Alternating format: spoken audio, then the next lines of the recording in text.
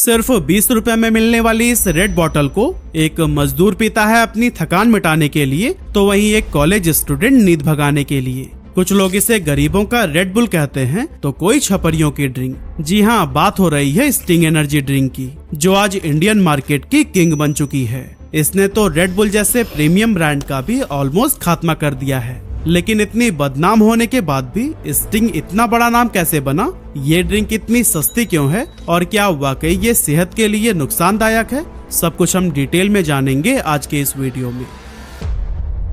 दोस्तों, भारत में energy drink का सफर काफी ज्यादा इंटरेस्टिंग रहा है।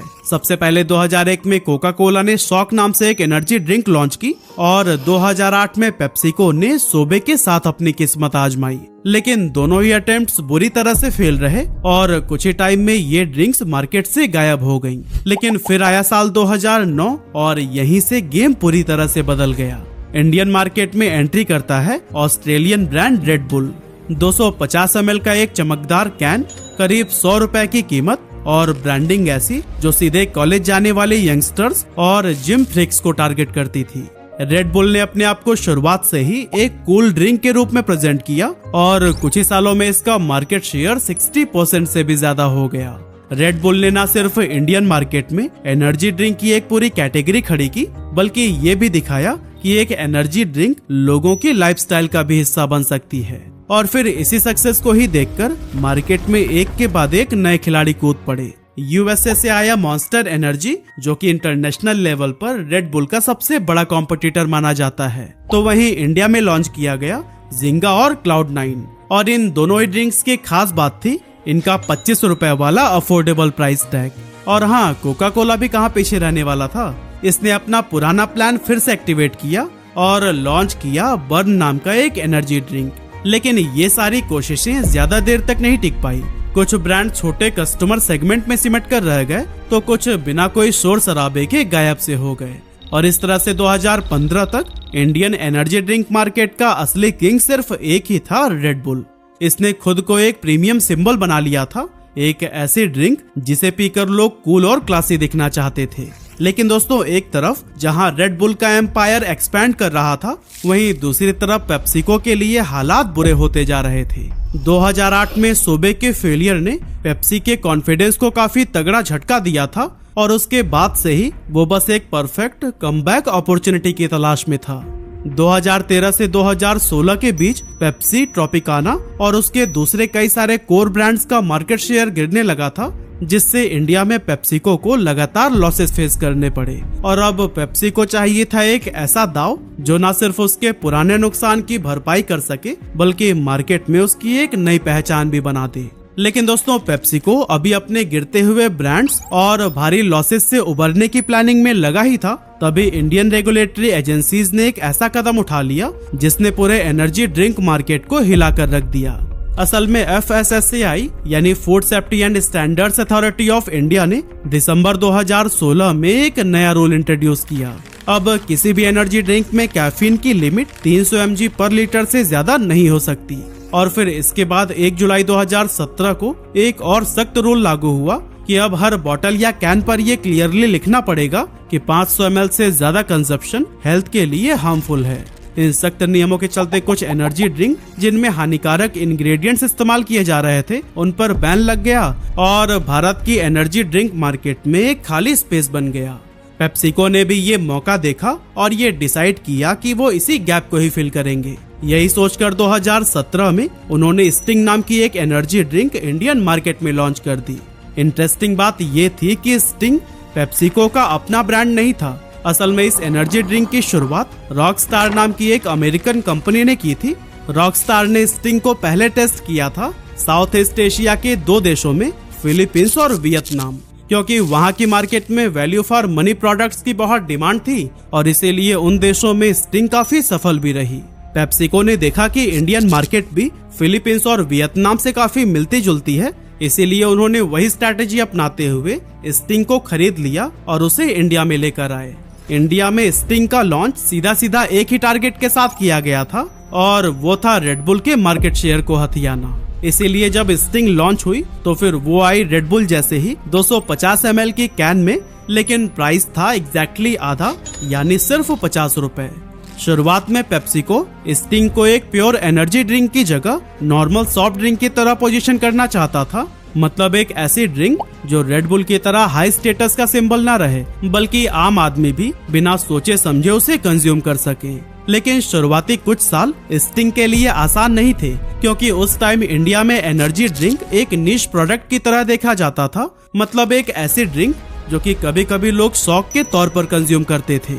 ऊपर से पेप्सिको ने इस ड्रिंक को लॉन्च करते टाइम कोई बड़ा सेलिब्रिटी कैंपेन या फिर हाई बजट टीवी एड्स भी नहीं चलाया था, बल्कि वो सिर्फ अपने मजबूत डिस्ट्रीब्यूशन नेटवर्क के दम पर बिना ज्यादा शोर शराबे के ही स्टिंग को मार्केट में लेकर आए थे।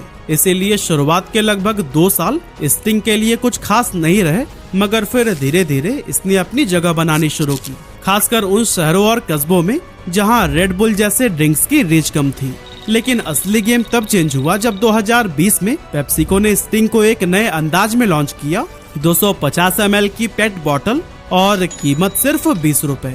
अब दोस्तों ये प्राइसिंग कोई छोटी बात नहीं थी, बल्कि ये वो फैसला था जिसने पूरी एनर्जी ड्रिंक इंडस्ट्री को हिला कर रख दिया था। अब स्टिंग एक प्रीमियम प्रोडक्ट नहीं रहा, बल्कि एक ऐसा प्रोडक्ट बन चुका था जो कि आम सॉफ्ट ड्रिंक के बराबर खड़ा था। पहली बार एक एनर्जी ड्रिंक उस लेवल पर पहुंच चुकी थी जहां गली के पान वाले से लेकर गांव के जनरल स्टोर तक हर कोई इसे स्टॉक करने लगा था। रेड बुल अब भी 100 रुपए में था और स्टिंग सिर्फ 20 रुपए में। कुछ ही महीनों में जो ड्रिंक पहले सिर्फ कूल कैफेज और नाइट क्लब में दिखती थी, वो अब स्टूडेंट्स, मजदूरों और ऑटो ड्राइवर्स की पहली पसंद बन गई। पेप्सिको की स्ट्रॉन्ग सप्लाई चेन और एग्रेसिव प्राइसिंग स्ट्रैटेजी का जादू ऐसा चला कि सेल्स आसमान छूने लगी। और 2020 के बाद स्टिंग ने जो रफ्तार पकड़ी, उसकी पेप्सिको को भी शायद उम्मीद नहीं थी। रिपोर्ट्स के मुताबिक 2021 में इंडिया के अंदर स्टिंग ने करीब 2.3 करोड़ बॉटल्स बेचे। फिर 2022 में ये नंबर बढ़कर 6.5 करोड़ हो गया और 2023 में तो रिकॉर्ड ही टूट गया, 11 करोड़ बॉटल्स बिक गए। मतलब कि सिर्फ 4 सालों में ही स्टिंग ने इंडियन एनर्जी ड्रिंक मार्केट का पूरा नक्शा ही बदल दिया। 2018 में जहां रेड बुल के पास 75% मार्केट शेयर होता था, 2023 तक स्टिंग अकेला 90% शेयर का किंग बन चुका था, जबकि रेड बुल का शेयर गिरकर सिर्फ 7% पर आ गया। यहाँ तक कि पेप्सिको का भी कहना है कि स्टिंग की ग्रोथ रेट पिछले 30 सालों में किसी भी सॉफ्ट ड्रिंक ब्रांड से कहीं ज्यादा रही है। और दोस्तों स्टिंग के इस कामयाबी के पीछे कोई एक नहीं बल्कि काफी सारे रीजंस हैं, और एक सबसे बड़ा रीजन तो हम आपको बता ही चुके हैं, जो थी इसकी प्राइसिंग। दूसरा बड़ा फर्क था पैकेजिंग और सप्लाई चेन का। असल में रेड बुल सिर्फ एल्यूमिनियम कैन में मिलता था, जो कि बाहर से इंपोर्ट होता था। मतलब कि उसके हर एक कैन को इंडिया में लाने का कॉस्ट बहुत ज्यादा था। इसके अपोजिट स्टिंग को यहाँ इंडिया में ही मैन्युफैक्चर किया गया, और पेप्सिको के बॉटलिंग पार्टनर वरुण बेवरेजेस का वेल ऑर्गेनाइज नेटवर्क इस ड्रिंक को देश के हर कोने तक काफी तेजी से पहुंचाने लगा। इसके अलावा पेट बॉटल यानी पॉलीथीन टेरिपिथालेट फॉर्मेट एक मास्टर स्ट्रोक बना, क्योंकि एक तो ये सस्ता था, ऊपर से कैरी करना भी काफी आसान। रिजल्ट ये हुआ कि 2022 तक स्टिंग 2 मिलियन से भी ज्यादा रिटेल स्टोर्स पर मिलने लगा। और दोस्तों ये वही नेटवर्क था जो कि पेप्सी या कोक जैसे एस्टेब्लिश ब्रांड का होता है। यानी ये ड्रिंक सिर्फ बड़े शहरों तक ही सिमट कर नहीं रहा, बल्कि छोटे गांव और कस्बों की किराना पान की दुकानों तक भी पहुंचा। जबकि रेड बुल और मॉन्स्टर जैसे ब्रांड्स सिर्फ बड़े शहरों के हाई एंड स्टोर्स में मिलते थे। इसके अलावा मार्केटिंग के मामले में भी स्टिंग ने एक अलग स्ट्रैटेजी अपनाई, क्योंकि जहां रेड बुल अपने आप को फार्मूला 1 रेसिंग और महंगे ग्लोबल कैंपेन से कूल दिखाने में लगा रहा, वहीं स्टिंग ने शुरुआत में किसी बड़े सेलिब्रिटी ब्रांड एम्बेसडर का सहारा नहीं लिया। इसकी ब्रांडिंग एकदम प्योर देसी अंदाज में की गई, जिससे कि आम लोग भी रिलेट कर सके। लाल चमकदार बॉटल, कैंडी जैसा मीठा टेस्ट और एक सिंपल टैगलाइन, एनर्जी बोले तो स्टिंग। यही वजह थी कि 2019 से 2021 के बीच स्टिंग बिना किसी बड़े सेलिब्रिटी प्रमोशन के भी वायरल होता चला गया, और लोग इसके टेस्ट और इंस्टेंट एनर्जी इफेक्ट के बारे में सोशल मीडिया पर भी बात करने लगे। लेकिन फिर इसके बाद पेप्सिको ने स्टिंग की रीच को नेक्स्ट लेवल पर ले जाने के लिए अपना मार्केटिंग स्किल बढ़ाया और बॉलीवुड एक्टर अक्षय कुमार को ब्रांड एम्बेसडर बना लिया। अब स्टिंग की रीच सिर्फ दुकानों पर नहीं, बल्कि टीवी स्क्रीन्स और थिएटर्स तक फैलने लगी। साथ ही पेप्सिको ने कुछ अलग टाइप के कैंपेन्स भी लॉन्च किए, और इसका एक एग्जांपल था 2024 का डार्ट कैंपेन, जो कि एक शॉर्ट थ्रिल मूवी की तरह डिजाइन किया गया था। इस ऐड को पूरे देश के पीवीआर सिनेमाज में 2 मिनट की एक छोटी सी मूवी के रूप में दिखाया गया। 133 सेकंड के इस ऐड में एक इंटरेस्टिंग कहानी दिखाई गई, जिसमें एक सिक्योरिटी गार्ड स्टिंग पीकर एनर्जी से भर जाता है और एक स्नाइपर की साजिश को नाकाम कर देता है, जिससे एक इंडस्ट्री टाइकून की जान बच जाती है। लेकिन दोस्तों, जैसे जैसे स्टिंग की पॉपुलैरिटी बढ़ी, वैसे इसके चारों तरफ कुछ परसेप्शंस भी बनने लगे, जैसे कि इसकी कम कीमत की वजह से काफी सारे लोग इसे गरीबों का रेड बुल कहने लगे। साथ ही बहुत सारे लोगों ने इसे छपरियों की एनर्जी ड्रिंक का भी नाम दिया। अब दोस्तों, इसके पीछे एक हार्श लेकिन असल सच था कि स्टिंग के सबसे बड़े खरीदार वो दिहाड़ी मजदूरी करने वाले लोग बने, जो कि हर रोज जी तोड़ मेहनत वाला काम करते हैं। थकान से टूटा हुआ मजदूर, दिन भर रोड पर रिक्शा खींचने वाला या फिर एक कंस्ट्रक्शन वर्कर, ये लोग स्टिंग इसलिए पीते हैं क्योंकि इससे इन्हें सस्ते में वो इंस्टेंट एनर्जी मिलती है, जो कि इनके काम में बहुत हेल्प करती है।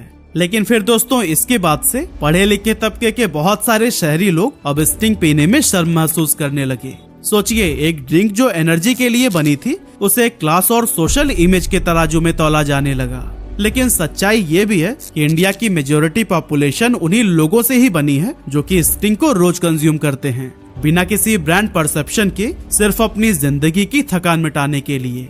और यही वजह है कि इन सोशल स्टीरियोटाइप के बावजूद स्टिंग की ग्रोथ कभी नहीं रुकी। इसके अलावा बहुत सारे लोगों के मन में स्टिंग को लेकर कुछ हेल्थ कॉन्सर्न्स भी हैं और लोग इसे लाल रंग वाला जहर, लत लगाने वाला नशा और न जाने क्या क्या कहते हैं। पर इन सभी बातों के पीछे सच्चाई क्या है? क्या स्टिंग वाकई दूसरे एनर्जी ड्रिंक से ज्यादा नुकसानदायक है? आइए इसको समझने की कोशिश करते हैं।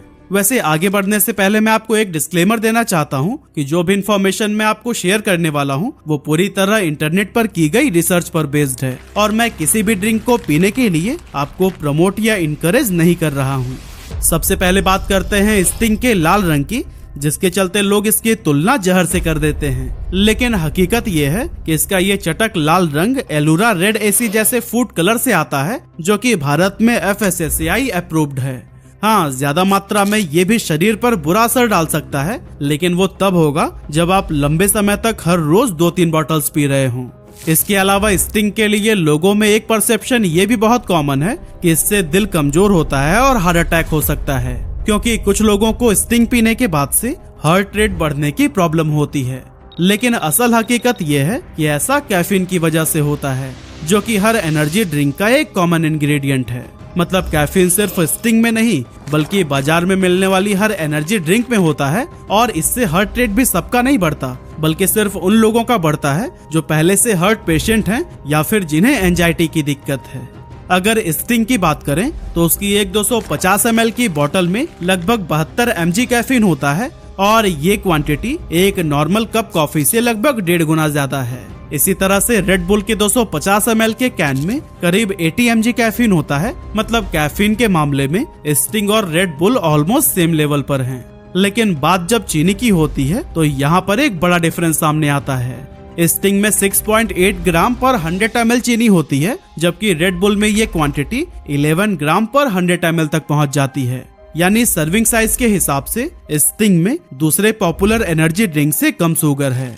और रही बात लत लगने की, तो ऐसा शुगर और कैफीन के मिक्सचर की वजह से होता है। असल में स्टिंग पीने के बाद लोगों को शॉर्ट टर्म के लिए एनर्जी का एक बूस्ट मिलता है, जिससे उन्हें एक गुड फीलिंग आती है और इसी फीलिंग को ही बार बार महसूस करने के लिए लोग इसे रेगुलरली पीने लगते हैं। और दोस्तों, अगर स्टिंग या फिर किसी भी एनर्जी ड्रिंक का ओवर कंजप्शन किया जाए तो इसके बहुत सारे साइड इफेक्ट्स भी सामने आ सकते हैं, जैसे नींद उड़ जाना, हार्ट रेट का अचानक बढ़ जाना या फिर ब्लड प्रेशर का स्पाइक। और इसीलिए बच्चों और प्रेग्नेंट महिलाओं के लिए ये ड्रिंक साफ तौर पर मना किए गए हैं। लेकिन दोस्तों, अब सवाल उठता है कि आज के दौर पर स्टिंग खड़ा कहाँ है और इसका फ्यूचर क्या है। देखिए दोस्तों, 2024 की एक रिपोर्ट के मुताबिक इंडिया की एनर्जी ड्रिंक मार्केट 7800 करोड़ रुपए से ज्यादा की हो चुकी है और अनुमान है कि 2030 तक ये 16,000 करोड़ रुपए को भी क्रॉस कर जाएगी। और क्योंकि स्टिंग इस मार्केट का सबसे बड़ा प्लेयर है, इसीलिए आने वाले कुछ सालों में ये 1.5 से 2 गुना तक ग्रो कर सकता है। रेड बुल, जो एक टाइम पर भारत में एनर्जी ड्रिंक का दूसरा नाम माना जाता था, अब सेल्स और मार्केट शेयर की रेस में बहुत पीछे छूट गया है। वहीं दूसरी तरफ पेप्सिको की इस सक्सेस को देखकर कोका कोला ने भी 2022 में थम्स अप चार्ज नाम से 20 रुपए के प्राइस पर अपना एक एनर्जी ड्रिंक लॉन्च किया था ताकि मास मार्केट में अपने पैर जमा सके। लेकिन अभी भी वो सेल्स के मामले में स्टिंग से काफी पीछे है। और दोस्तों, पेप्सिको भी सिर्फ एक प्रोडक्ट लॉन्च करके ही नहीं रुक गया, बल्कि वो लगातार नए फ्लेवर्स भी ला रहा है। फिलहाल की अगर बात करें तो स्टिंग रेड के अलावा ब्लू करंट और गोल्ड नाइट फ्यूल, ये 2 फ्लेवर्स भी इंडियन मार्केट में अवेलेबल हैं। अब अंत में बस मैं यही कहना चाहता हूँ कि स्टिंग को लॉन्च करके पेप्सिको ने ये दिखा दिया कि अगर स्ट्रैटेजी सही हो तो भारत जैसी प्राइस सेंसिटिव मार्केट में भी पुराने से पुराने कॉम्पिटिटर्स को हराया जा सकता है। वैसे आप हमें कमेंट करके जरूर बताइएगा कि क्या आपने कभी ये ड्रिंक पी है, और अगर पी है तो इसका टेस्ट आपको कैसा लगा।